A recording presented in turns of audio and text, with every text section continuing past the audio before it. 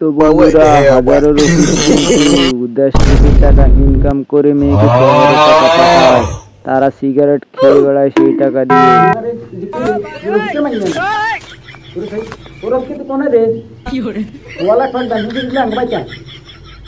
আর এই মেয়েগুলোর দিকে দেখেন, এই মেয়েগুলো মাদ্রাসাতে পড়ে, তারা প্রকাশ্যে কিভাবে সিগারেট টানতেছে।